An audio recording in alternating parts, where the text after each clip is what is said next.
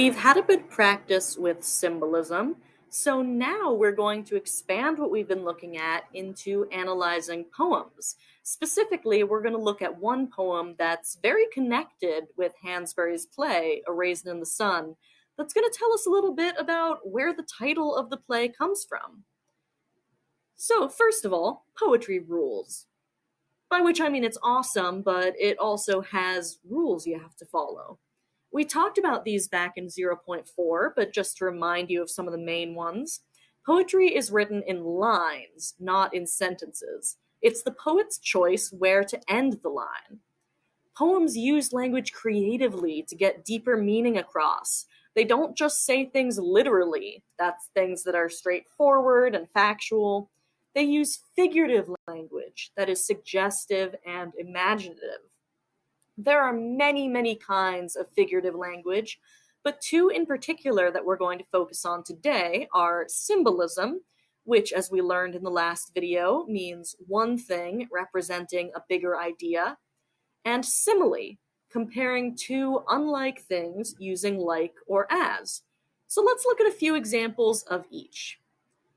If I use a dove to represent something, it usually means a symbol of peace.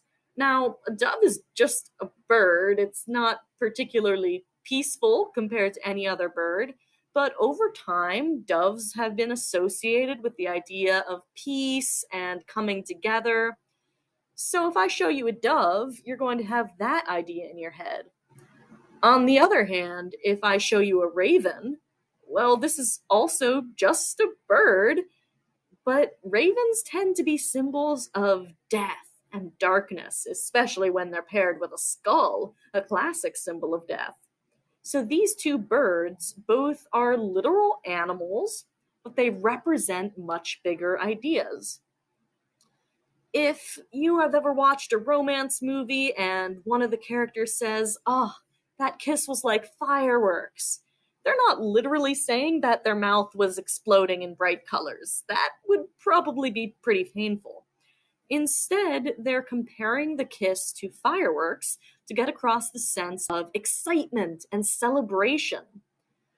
Similarly, if I say she was a tornado that rolled through the school, or she was like a tornado, she's not actually a tornado that's tearing everything apart with high wind speeds, but I'm using this comparison to get across the sense that she is a force of chaos right now. She is zooming along, throwing away anything in her path.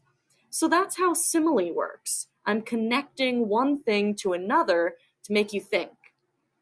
So what about our particular poem? We're going to be looking at a poem called Harlem, written by Langston Hughes, who is one of the most famous American poets. Harlem was written in 1951, so more than 70 years ago, and it was written during the Harlem Renaissance. If you haven't heard of it before, the Harlem Renaissance was a time when Harlem, this district of New York, was full of Black artists who were creating music, poetry, theater, all different kinds of art in more and more numbers than ever before. And the Renaissance was the description of this rebirth of African American art.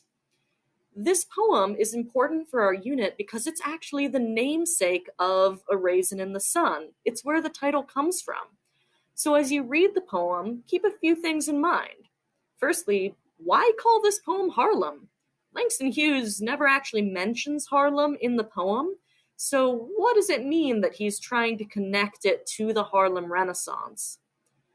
Pay attention too to our figurative language. This poem is full of similes, those comparisons.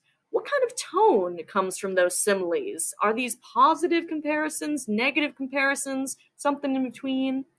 And finally, what can this poem tell us about our play, Raisin? As you're reading through and after you read the poem, you'll be taking some notes in the packet. You'll write the title of the poem, Harlem, that one's a freebie. Next to the poem, you will paraphrase. That means you're rewriting the poem in your own words, summarizing what it means. It doesn't have to rhyme or anything. You're just getting at literally a couple sentences of what this poem is talking about. For the connotation, you'll look at a word that has either really positive vibes or really negative vibes. Think about what those emotions associated with the word are. You're also going to look for shifts in the poem. Is there a spot where the mood suddenly changes? It seems like it had been talking about kind of negative stuff, but suddenly it's positive, or something like that. You're going to look at the opening and ending lines. Where does the poem start and where does it end? And finally, you're going to look at the theme or central assertion of the poem. Overall, what do you think this poem is trying to say?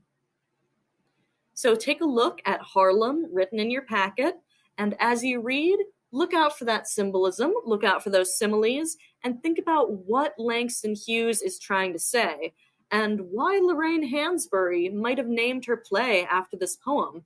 What's she up to?